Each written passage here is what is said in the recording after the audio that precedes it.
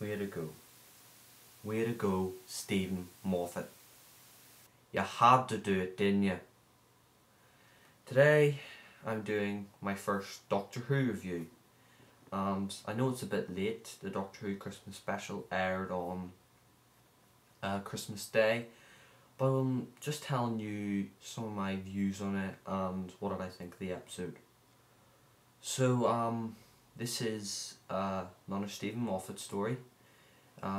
His last Christmas special, Doctor, Widow and Wardrobe from last year, wasn't that good. Didn't really like that one. Kind of crap. And this year, much of the same. Not a very good episode. First of all, the title, The Snowmen. I mean, when you hear that title, you think, Snowmen, really? Doctor Who monsters?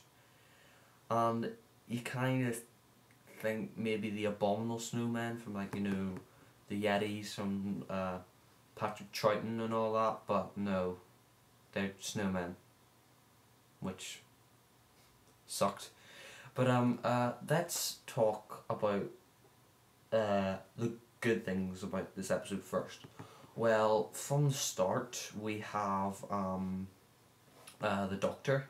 The Doctor looks I like his new outfit, the purple jacket with the black waistcoat and the fob chain. Reminds me of some of the older Doctors.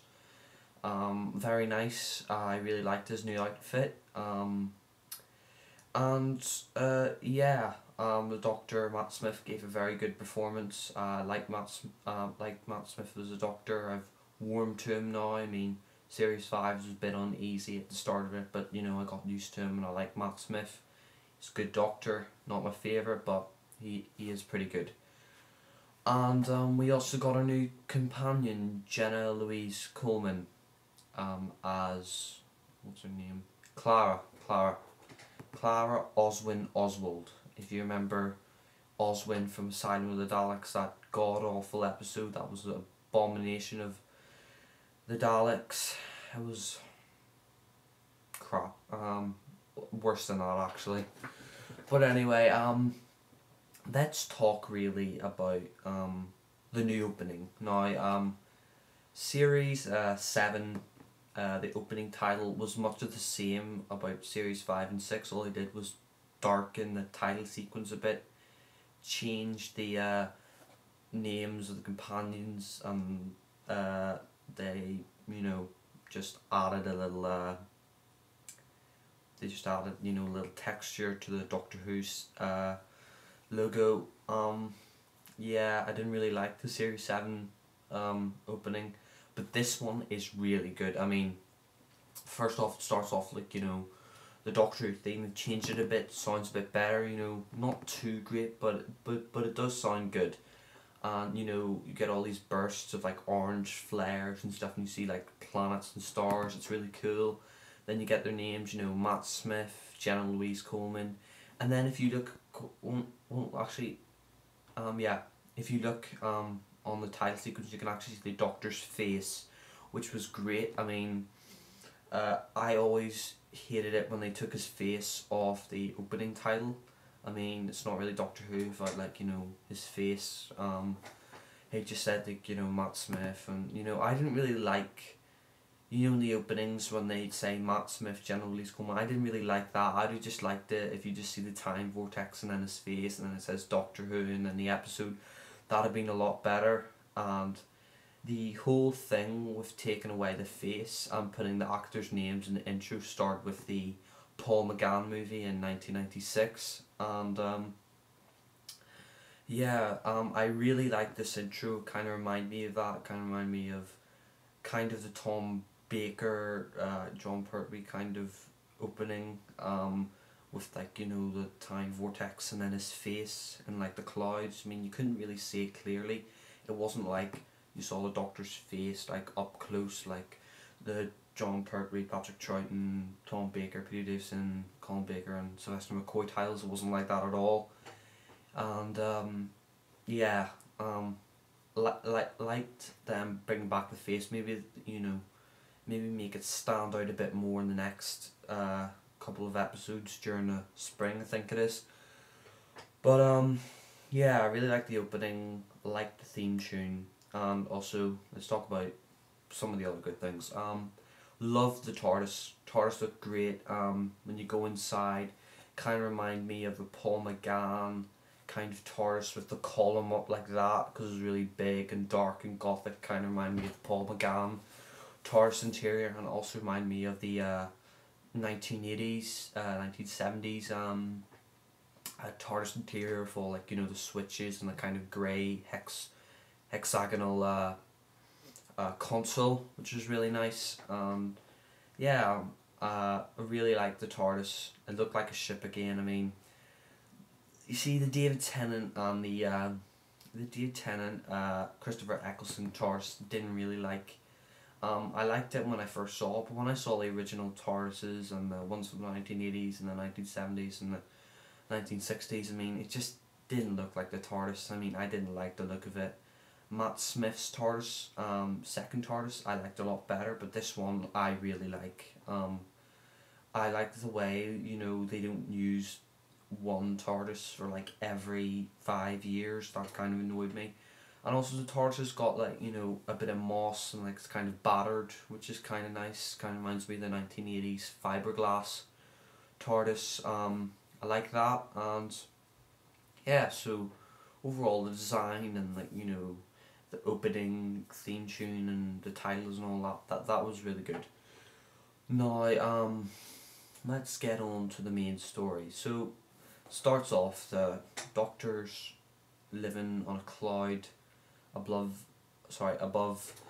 Victorian London, and there's this barmaid. He stumbles into this barmaid called Clara, and he tells her not to follow him. And, you know, the Doctor's a bit upset that Amy and Rory were, like, killed in the Angels Take Manhattan. And yeah, so he's a bit, you know, darker. He's a bit, you know, he's a bit skeptic. I don't know, but he's a bit skeptical, right? That's it. Yeah, about you know, bringing companions aboard. He's a bit like the first Doctor. The way he said he wanted to be alone and all that. The ninth Doctor and stuff. You know, he's kind of upset. Doesn't wanna know.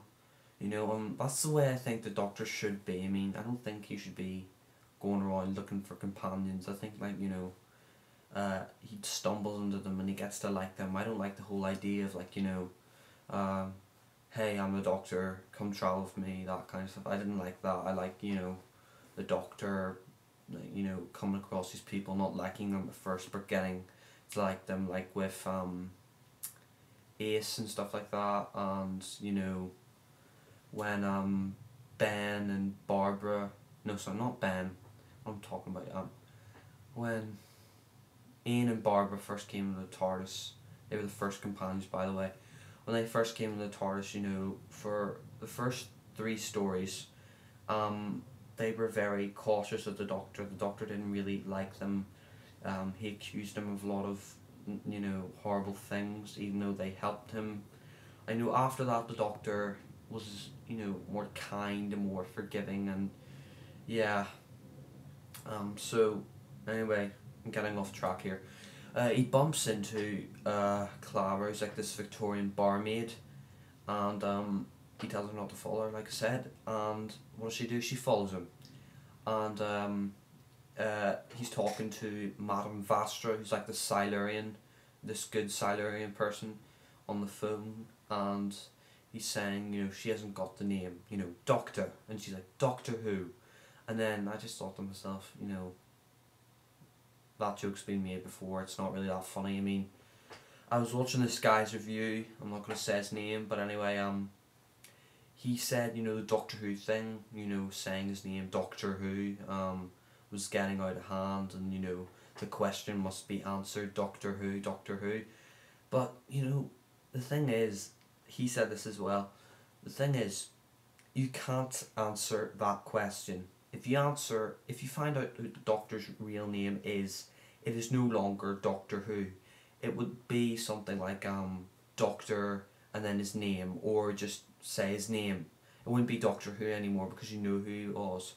The thing that I didn't like was you know, her hanging from the carriage. It's just stupid. I mean, like, you're just thinking to yourself, I mean, come on, I mean, who hasn't made that joke, Doctor Who? I mean, they've said it so much during the series. They said it in Series 5, Series 6, especially in Series 6, when, like, you know, DeLorean, or whatever his name is, keeps saying, Doctor Who, and all that. Just, you know, didn't really suit me. So anyway, get the title sequence, which I already like, said it's good. And then we get this boy, this is England 1842, something like that, I don't know the actual time. But anyway, I haven't watched it since Christmas Day.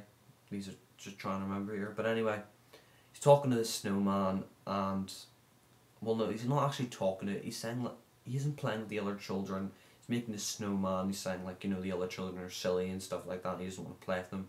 And then the snowman repeats what he says, and the snowman, I think, says he can help him or something like that. And then it cuts to 50 years later, and the bad guy is Richard E. Grant, which I liked. I thought that was good casting, except the only bad part of it is he only has one facial expression throughout the whole Christmas special, and that's this. Yeah, that is his only expression. I mean, look at the episode on BBC iPlayer or whatever. He basically, throughout the whole thing, he hardly says anything, and he always has this face. You know, you think he's kind of bored. He doesn't really want to play this character, if you know what I mean. And basically, he's this server to the Great Intelligence. The Great Intelligence was an enemy from the Patrick Troughton years, and basically the Great Intelligence controlled the Yeti. This is a prequel, I think, and he's trying to create this snow or something that mirrors people's emotions, and, like, you know, kind of angry snow. And then when you see the snowmen, you're kind of thinking to yourself, that's not really scary. I mean, you just see them, like, you know, smile, and then, like, they get out their fangs, and then you hear these guys, like, going, like, screaming and all that, and then you just hear them screaming and being eaten and stuff, and just Richard E. Grant like this. But anyway, yeah, it wasn't really that frightening. I mean, what did the snowmen do, really, apart from, like, eat those guys? Nothing. I'm not even joking. Nothing. I mean, what kind of villain is that who just stands there, eats a couple of guys, and then just does nothing, doesn't try to invade, nothing? I mean, they didn't even pose as a threat. I mean, that woman going, that's the way to do it, was more of a threat than these guys. It was really, really stupid. And the whole thing is, when I heard it was a snowman, I thought it was going to be the Yeti, and I thought, like, you know, oh yeah, it's going to be great, you know, the Yeti, the robots that were Yetis, it would be so good. But then you find out they're actually snowmen, and you're just laughing. I mean, because snowmen aren't that frightening, and besides, snowmen melt really easily. Like, just bring out, like, as soon as the sun comes out, snowmen are dead. I mean, it's stupid. I mean, like, what kind of thinking was going behind that when they thought of that villain? So, snowmen, didn't like, not really much of a threat. Moving on to the companion, General Louise Coleman. Kinda liked her, kind of didn't. I mean, I don't like, you know, the companions being sexually attracted to the Doctor. I think it's stupid, okay? The Doctor is over 1,000 years old. He travels in time and space, and, you know, he doesn't deserve this. He doesn't kiss people. You know, it's stupid. I mean, and then there's this bit where, like, he's climbing up the ladder and she's looking at his arse, and he's like, stop it, and she's like, no. And you're just like, oh God, Stephen Moffat, just stop it. You're just like, you don't need this sexual stuff in Doctor Who. They didn't have it in the classic series, and they shouldn't have it here now.